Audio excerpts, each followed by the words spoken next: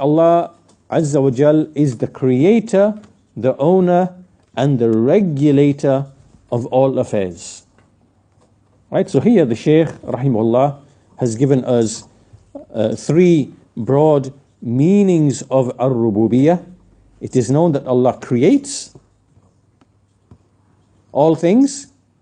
Then naturally, obviously, it follows that He is the owner of all that He creates. And it follows therefore that He is the regulator and the controller of all that He created and all of the affairs that pertain to His creation. And so we see the ayah, هَلْ مِنْ خَالِقٍ غَيْرُ اللَّهِ. Is there a creator other than Allah? And the Shaykh says, أبدا, never. الخالق هو الله هو الله وحده هو الله وحده. That Allah, the creator Allah, it is Allah alone. And for this reason, Allah Azza wa Jal, He prohibited that anyone is able to create, or He haram Allahu Azza wa Jal, Allah declared unlawful or prohibited that anyone should create like Him, even if it be by way of a picture, by making pictures and forms and representations, like, statues and things like that. كما قال النبي صلى الله عليه وسلم about the musawwirun, يقال لهم أحيوا ما خلقتم. That those who make these representations and forms and statues and pictures and so forth, it will be said to them, give life to that which you have created. Meaning, they will be told, give life to what you are creating in competition with Allah. Meaning that your deed here is that you are competing with Allah, but give life to that which you have created. And they will not be able to give life. فلا يمكن, so it's not possible أن يشرك بالله في خلقه أو ملكه أو تدبيره. So it is not possible that any partners should be given to Allah in His creation or in His ownership or in His regulation.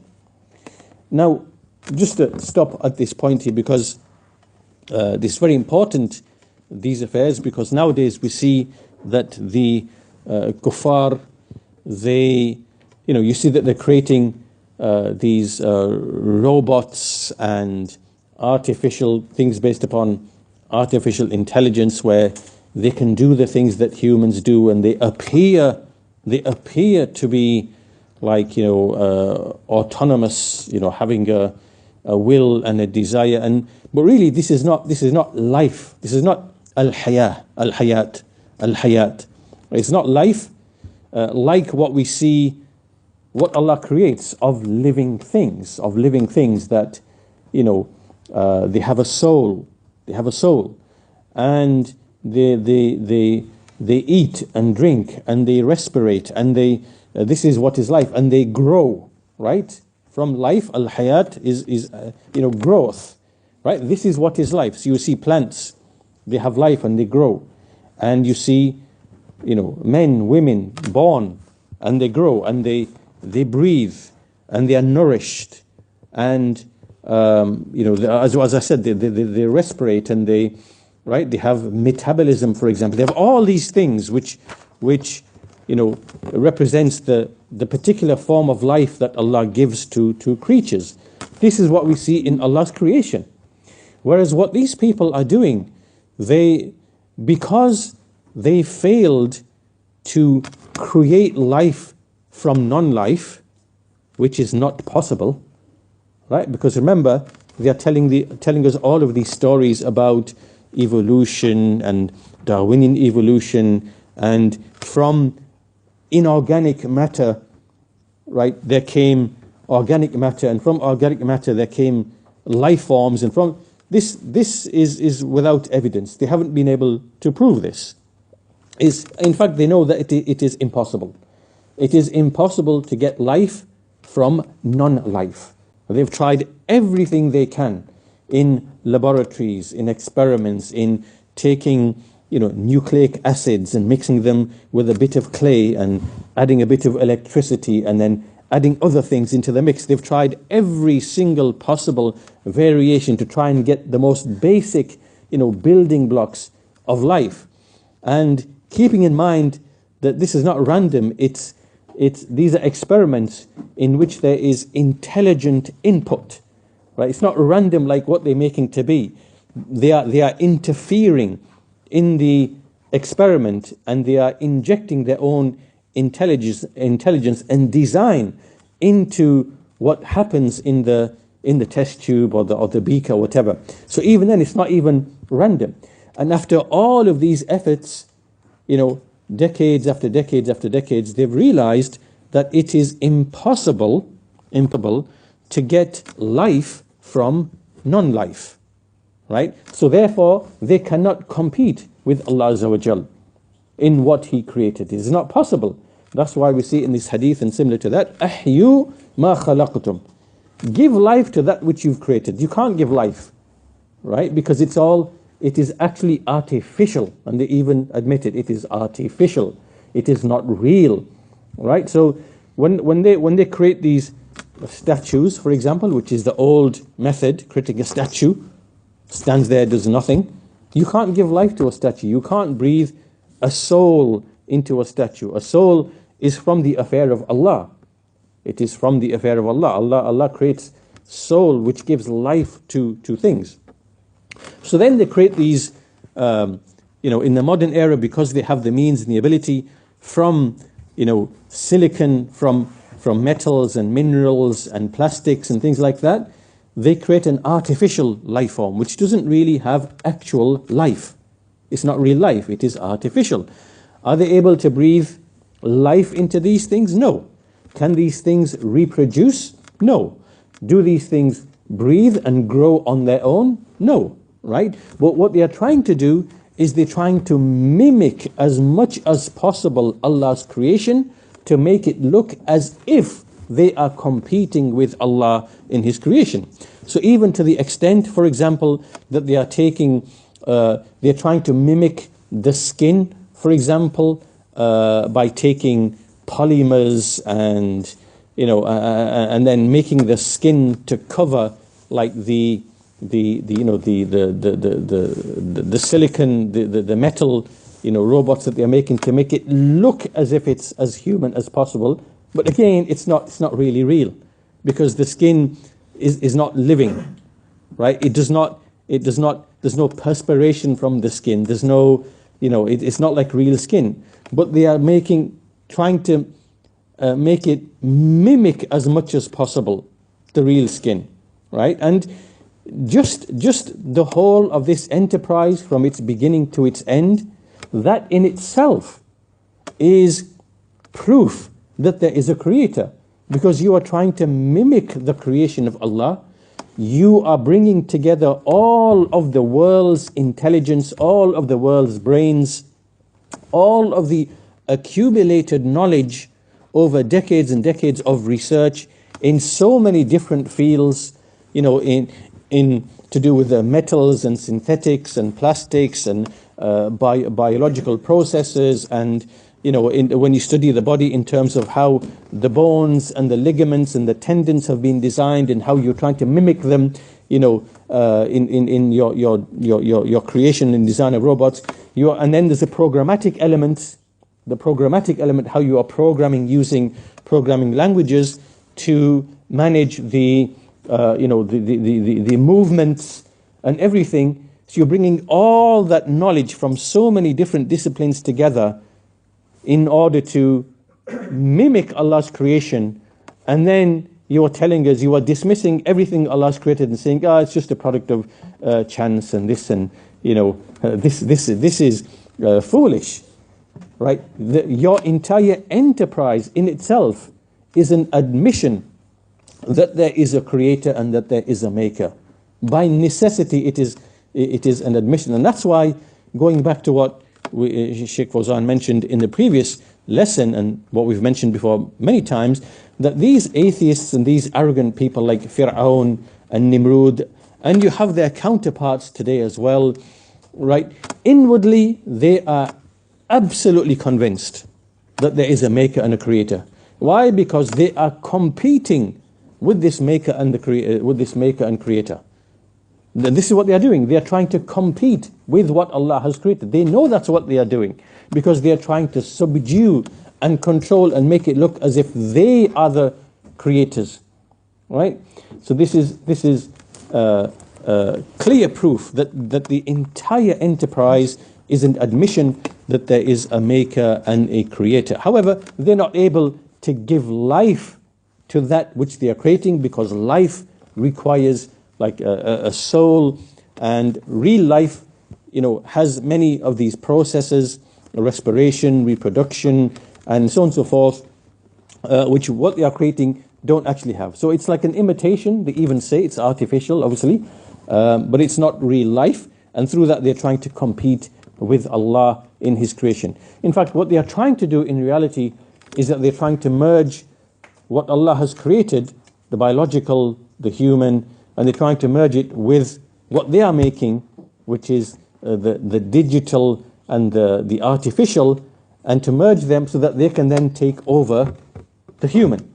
Right? This is what they're trying to do with their artificial intelligence. And that's why you see these people speaking about that the future is going to be a merger between the physical, biological, and the digital, and people will have like augmented, like, you will be supported by technology to be a better human. And this is part and parcel of intelligent design, right? Meaning that this is the next phase in human evolution. It's not going to happen randomly anymore, as it has been previously, but rather now it is going to be led by human intelligence. Meaning humans themselves are going to direct their own evolution intelligently, right? As opposed to the haphazard way that it's been happening for millions of years in the past. So in other words, they're saying, yes, this is the true and real intelligent design. It is humans taking over the process of evolution to create better humans by merging the biological, the flawed, haphazard creation through evolution, which is man and all of his flaws, and now being merged with the digital and whatever to make a better human. That's what these people are doing. That's what they are saying. And that's what they're trying to do. And they're trying to take over the biological processes and what Allah created to make it look as if they are the owners, they are the controllers, and they can, and to this end, what they can do, and all of this is totally plausible within the technology that is available, is that they can,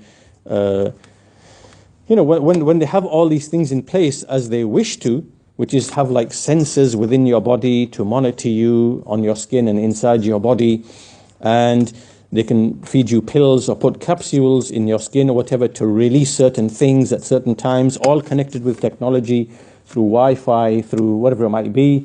And they can just click a button in, sitting somewhere, and they can generate impulses in you or release chemicals through the chips or whatever, and punish you or reward you or whatever.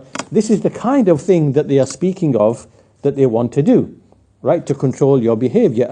And there are clearly defined ways and means in which this can actually be done by way of technology that exists, right? And so they've realized this, and this is what they are trying. This is how they're trying to push people to go into having, chips put inside them, and to be connected to, like Neuralink and other things like that, so they can take over a person and his biological processes and his thinking and his thought processes and whatever.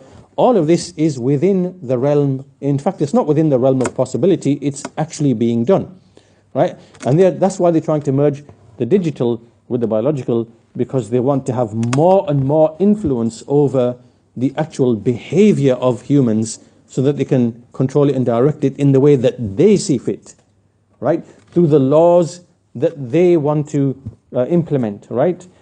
And so this is the direction that it's going. But we should know and we should understand, no matter what no matter whether these people achieve it or not or whatever, that they are not creators. They are not creators.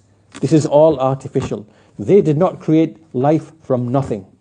They did not create life from non-life. Right?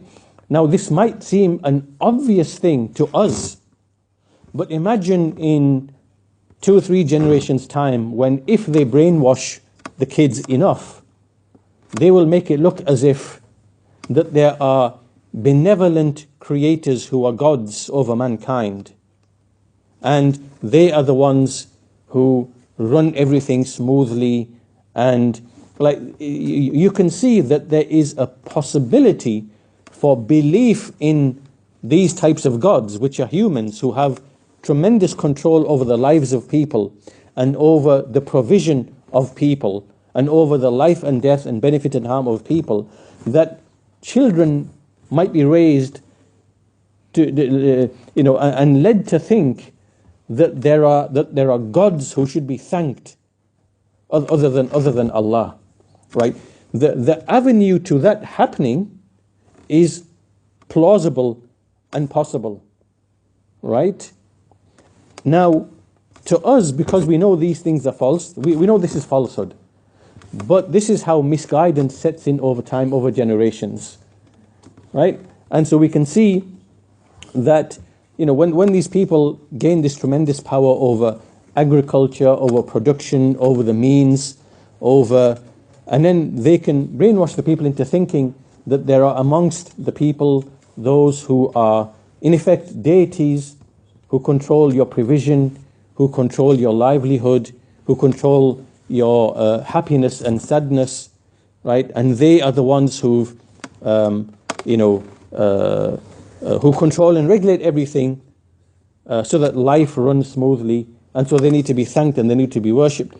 This is a very plausible thing to happen in the future.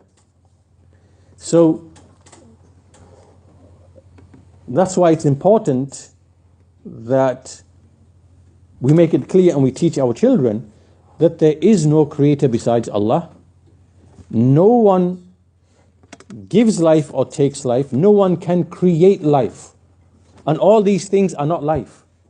Right? The robotics, the artificial, this is mimicking real life. They're trying to mimic the creation of Allah subhanahu wa ta'ala. It is not real. And they are not lords, they are not creators, they are not regulators. Rather, they are just trying to, it's like ulu and fasad, right? It is trying to gain authority over the people, it's trying to create corruption on earth by subduing mankind and trying to control mankind and trying to take control over their basic necessities so that they can then command them and prohibit them, right? Do you understand? This is how it works, right? You cannot become a lord and a deity until you gain control over the livelihood of people and over life and death, benefit and harm, and provision, right? Once you gain control over that, over people, then you command them and prohibit them and demand that they be obeyed and that they be followed and that they be thanked and that they be worshipped. This is how it happens. And this is how shirk, this is one of the ways that shirk sets in amongst mankind, right? One way is by the tendency of humans to exaggerate in the status of people, right? This is the shirk of the people of Nuh. Righteous people, you want to be like them, you start remembering them, then you make representations to remind yourself of them, then eventually you start worshipping these representations. This is shirk. This is one way, one type of shirk. Another way is the shirk of the people of Ibrahim alayhi salam, who they look at Allah's creation in the sky, the stars, the moon, the sun and whatever, and you are in awe of the might and the grandeur and the beauty, and you think that somehow there must be, you think that there are spirits which inhabit the sky and the heavens, and the control of what's on the earth lies in what we see in the sky. So therefore we must erect we must give devotion and appease. And this is like a type of philosophical shirk that relates to astronomy and astrology. This is another way that shirk appears amongst mankind. And another way that shirk appears amongst mankind is when you have people like your Fir'auns and Nimrods and people like that. They gain a tremendous amount of control and power over the lives of ordinary people, over populations. They control the agriculture, the food, and everything. And then they demand absolute obedience. Absolute obedience. Right? Why? Because they have the power to kill that one, to imprison that one, to starve that one, and that's what you're seeing now in terms of the power and the ability of these kuffar to in the way that they are clearly explaining to us that your livelihood can be switched off in an instant, and you can be taken and imprisoned in an instant for not conforming to the. You can see that all of the ways, means, and avenues are there to be exploited for some of these people to become lords over the people under false pretenses. Right? We want to save the earth from the leech of man because he's breathing too much carbon. Right? And now you put laws in place to restrict man's activity to be able to feed himself and feed his children and to earn a living. All right? This is all under false pretenses. It is to gain control and power and to make people serve you and obey you, and under false pretenses. So my point being, sorry for the diversion, my point being from all of this is to say that like in this hadith, when the Messenger of Allah said, "Ahyu ma khalaqtum," give life to that which you've created, meaning to the statue, to the picture. And the same thing applies to all of this robotics and things that they're trying to put in place. Why? Because that is something they can control absolutely, and then they want to draw mankind into that so that they then can command them and prohibit them and demand obedience, and in ways that will oppose and take people away and make them enslaved to other than Allah subhanahu wa ta'ala. So we need to be clear that everything that they are doing, it is not giving life, it is all artificial. They cannot create from nothing, nor can they create life from non-life. It is not possible. And therefore they are not lords, they are not creators, they are not benevolent, gods or patrons or whatever it might be. We should be very clear on this. We should make sure that our children are not misled or misguided by these types of things, because this is what they are going to indoctrinate the children with in the decades to come, right? Until these people become lords over mankind and they command and they prohibit. So anyhow, the Shaykh goes on, it is not possible that anyone is given a share with Allah in his creation or in his mulk or in his regulation of the creation. Whoever believes that there is with Allah one who shares with him in creating, then he has committed shirk with Allah. Like some people say, for example, إن هذا بمقتضى الطبيعة وهذا بمقتضى الزمن وهذا بكذا بكذا بكذا وكذا مما يضاف إلى غير الله فإنه مشرك بالله. The Shaykh says that, for example, some of these people say, well, this came about by way of nature. And this came by way of millions and millions of years of the passing of time. Meaning that they're trying to ascribe things to other than a creator.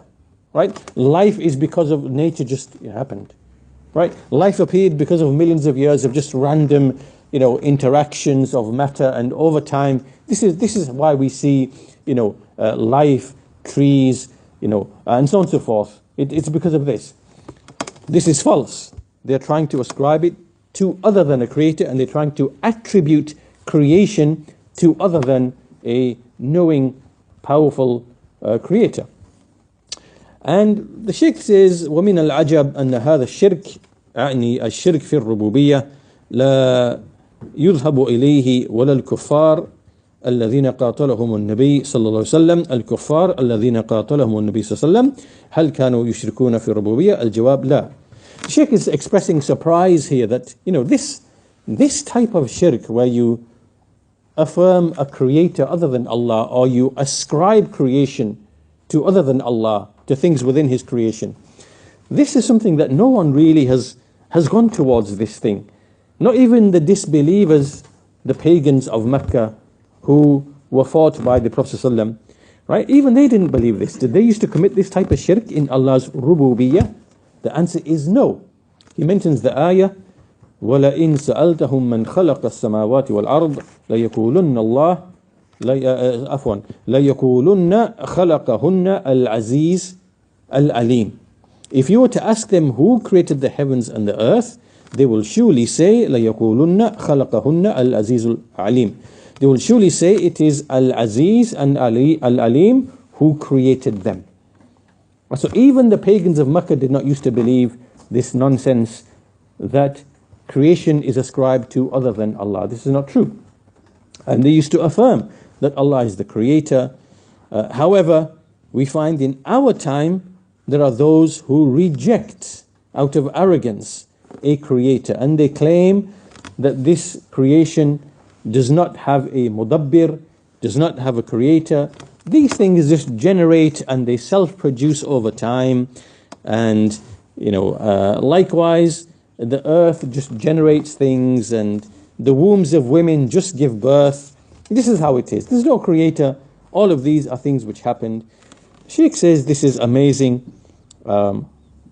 This is absolutely amazing. How can they reject a creator for the world? And inshallah, we'll stop at this point. We'll complete the rest of the answer, inshallah ta'ala, in the next lesson.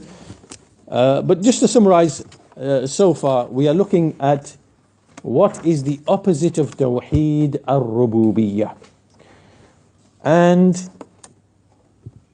the opposite of Tawheed al-Rububiyyah is to give other than Allah a share, or to ascribe to them any of the ma'ani, any of the meanings of rububiyyah, which are many. From them is creating, from them is provision, giving benefit, or causing harm, or preventing them, right? Or giving life, or taking life, right? These are from some of the attributes of rububiyyah. And all of this is denied and negated for other than Allah subhanahu wa ta'ala, to the extent that even this issue of giving life, al-ihya, right? We spoke about that in some detail, that no one besides Allah can give life. And what these people of disbelief are trying to do, it is all artificial. It is artificial life.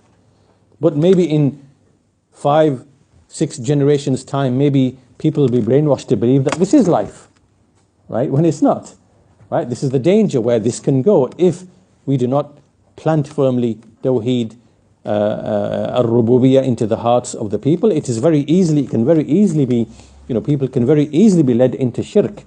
And so these things have to be rooted. Inshallah, we'll stop at this point. We are speaking about Allah's Rububiyyah. No one really denied it in history because they were sounder in intellect. But now in the modern era, it is possible now for people to believe that there are other lords besides Allah who create, provide, sustain, right? This can happen, even though it didn't happen in history, because those people were more intelligent than the contemporary people who were more deceptive and lying, right? So anyhow, we'll stop at this point, inshallah ta'ala. We'll continue this lesson next time that we have the lesson. Walhamdulillahi Rabbil Alameen, wa sallallahu ala nabiyyina Muhammad wa ala alihi wa sahbihi ajma'in.